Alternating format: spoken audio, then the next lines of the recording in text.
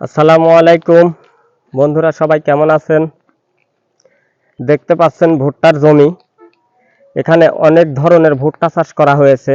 আর যারা ভুট্টা চাষ করার ইচ্ছুক তারা অবশ্যই ভুট্টার চাষ করুন, তার কারণ ভুট্টাতে অনেক লাভ। দেখুন আলহামদুলিল্লাহ কি সুন্দর ভুট্টা হয়েছে। আর এরকম ধরনের যারা ভুট্টা তৈরি করতে চান তারা অবশ্যই কমেন্ট করবেন, কারণ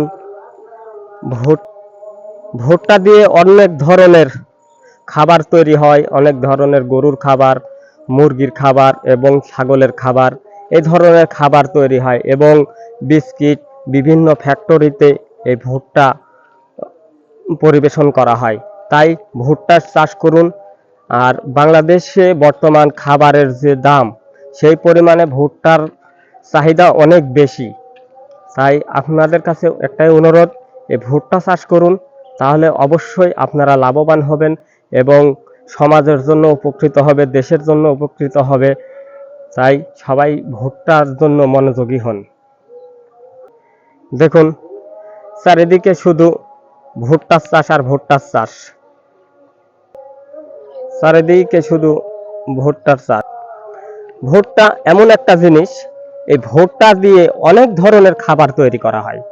যেমন ধরেন বিভিন্ন ধরনের বিস্কিট ফ্যাক্টরিতে এই ভুট্টা পরিবেশন করা হয়। তার কারণ ভুট্টার আটা এটা অনেক পুষ্টিকর খাবার।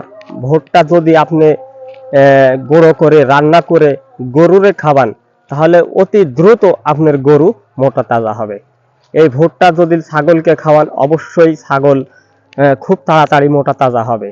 এই ভুট্টা যদি আপনি নিজে রান্না করে খান, তাও আপনি নিজের শরীরে পুষ্টিকর বাড়াবে। যারা ভুট্টা চাষ করার জন্য উপকৃত হচ্ছেন তারা অবশ্যই কমেন্ট করবেন, তার কারণ বাংলাদেশে এখন প্রচুর পরিমাণ খাদ্যের প্রয়োজন।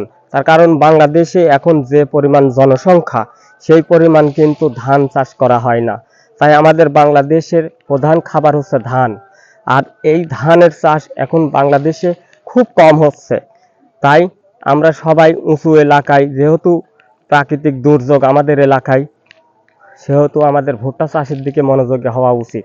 কারণ আল্লাহর রহমতে ভুট্টাটা খুব ভালো ফলনশীল।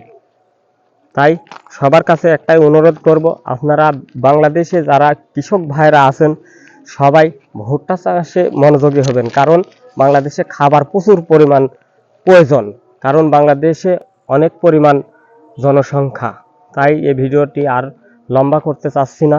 সবাই ভিডিওটা যদি ভালো লেগে থাকে তাহলে ফেসবুক পেজ থেকে দেখে থাকলে অবশ্যই ফলো দিয়ে রাখবেন এবং শেয়ার করতে ভুলবেন না। আর ইউটিউব থেকে দেখে থাকলে অবশ্যই সাবস্ক্রাইব করবেন। আল্লাহ হাফেজ, সুস্থ থাকবেন, ভালো থাকবেন।